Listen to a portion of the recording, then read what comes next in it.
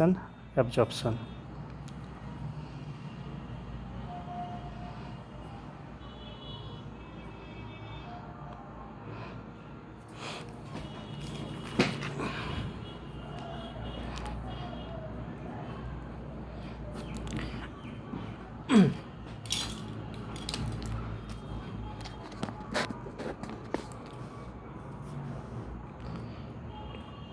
देखिए इसमें क्या होता है कि डाइजेस्टेड फूड को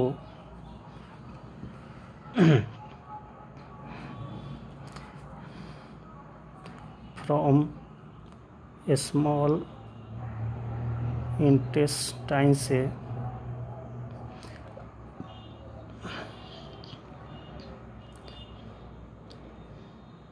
ब्लड जो है इसे क्या करती है, रिसीव कर लेगी। ठीक है, कैसे होता है वो देखेंगे। ये स्मॉल इंटेस्टाइन है, नली। तो इसके अंदर अगर हम लोग इसके आंतरिक भाग को अगर हम लोग देखेंगे तो यहाँ पे रफ सरफेस दिखाई देगा।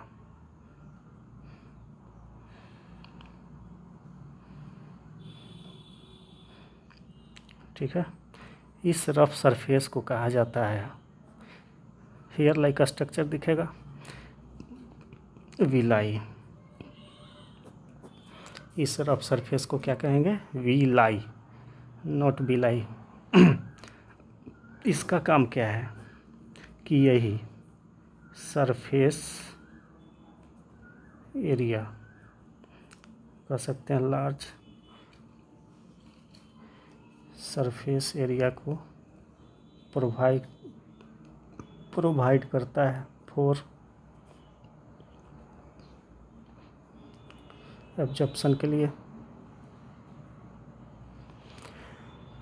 अगर सपोज करो कि यहाँ 2-4 ही इस तरह का कंस्ट्रक्शन हो और यही जो है डाइजेस्टेड फूड को ऑब्जर्व करती है, ठीक है, तो बहुत टाइम लगेगा।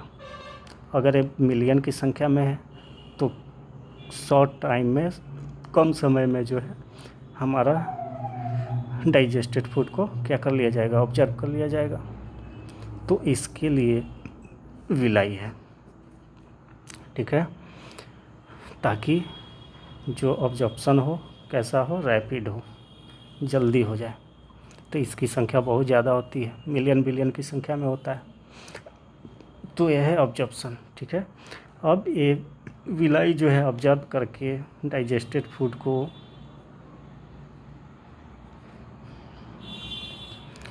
ब्लड में भेज देगी। ठीक है, अब ब्लड जो है इसको कैरी करके कहाँ ले जाएगा, सेल तक। तो उससे पहले जान लो कि ग्लूकोज का जो ऑब्जर्प्शन होता है वो एक्टिव ट्रांसपोर्ट से होता है, और एक्टिव ट्रांसपोर्ट पता है कि low concentration to high concentration. अगर किसी भी मटेरियल्स का ट्रांसपोर्टेशन हो रहा है तो एनर्जी रिक्वायर है। यहाँ पे एनर्जी चाहिए, यहाँ एनर्जी की ज़रूरत होती है। ठीक है, तो ग्लूकोज का जो ऑब्जर्प्शन होगा तो एक्टिव ट्रांसपोर्ट से, मतलब स्मॉल इंटेस्टाइन से आगे की ओर जैसे ही रन करती है तो एनर्जी खर्च होती है। दूसरा है प्रोटीन, जो बदला किस में, एमिनो एसिड में। ठीक है, एमिनो एसिड में। तो ये जो होता है डिफ्यूजन से, और पता है डिफ्यूजन में नो एनर्जी का रिक्वायर है, क्योंकि यह high concentration to low concentration की ओर जाएगा। थर्ड क्या था, फैट्स, जो किस में कन्वर्ट हुआ है, फैटी एसिड में एंड ग्लाइसिरॉल में, तो ये भी डिफ्यूजन के द्वारा होगा। तो इस तरह इसका ऑब्जर्प्शन का प्रोसेस कंप्लीट होता है। नेक्स्ट है एसिमिलेशन।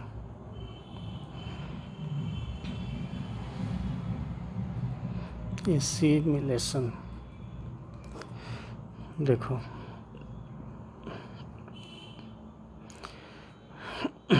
जो फूड को ब्लड के द्वारा ऑब्जर्व की गई तो डायरेक्ट सेलों तक नहीं पहुंचाया जाता है, ठीक है।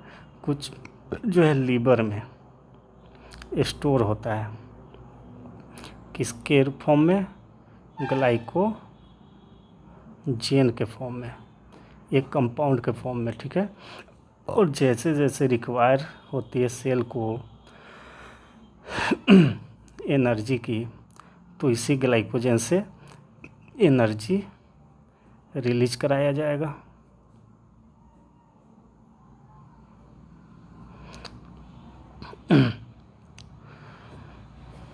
ग्लाइकोजन कन्वर्ट होता है एनर्जी में ड्यूरिंग रेस्पिरेशन। जब हम लोग रेस्पायर होंगे तो यही ग्लाइकोजन हमें एनर्जी प्रोवाइड करेगी, ठीक है। और इस एनर्जी का इस्तेमाल जो करते हैं हम लोग फॉर ग्रोथ,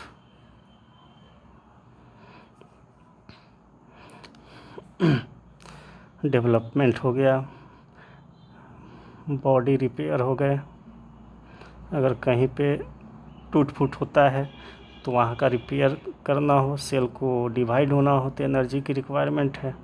या कह सकते हैं ऑल मेटाबॉलिक एक्टिविटी, ठीक है, वो डन होगा।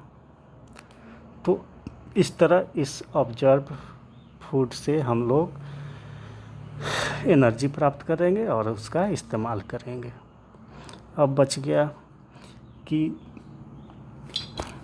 जो फूड डाइजेस्ट नहीं हुआ है, तो नेक्स्ट है ईजेशन। ईजेशन में क्या होगा कि अनडाइजेस्टेड फूड को स्मॉल इंटेस्टाइन ट्रांसफ़र कर देती है लार्ज इंटेस्टाइन में, ठीक है। स्मॉल इंटेस्टाइन से कहाँ गया,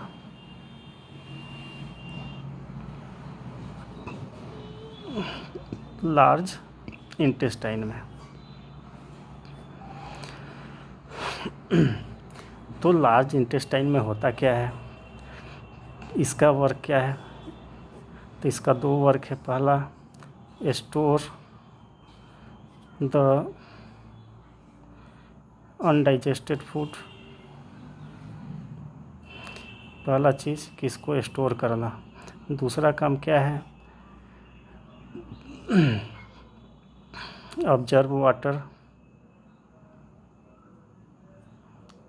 वाटर एंड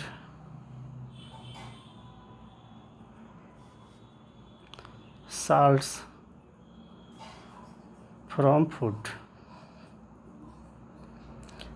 लार्ज इंटेस्टाइन में क्या होता है कि पहला चीज़ कि अनडाइजेस्टेड फूड जो स्मॉल इंटेस्टाइन में था वो लार्ज उसे स्टोर करके रखेगा। और दूसरा काम क्या है कि वाटर और जो भी साल्ट बच जाते हैं अनडाइजेस्टेड फूड में उसको ऑब्जर्व कर लेना, ठीक है। तो अनडाइजेस्टेड फूड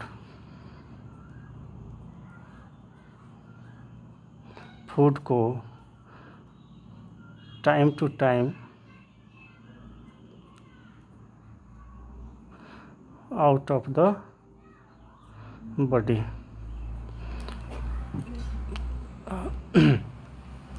अनडाइजेस्टेड फूड जिसका डाइजेशन नहीं हुआ तो लार्ज इंटेस्टाइन क्या करेगी, उसमें जो भी वाटर है साल्ट बचे हुए हैं उसको ऑब्जर्व कर ली और बाकी को आउट ऑफ द बॉडी कर देगी। तो इस क्रिया को हम क्या कहेंगे, ईजेशन।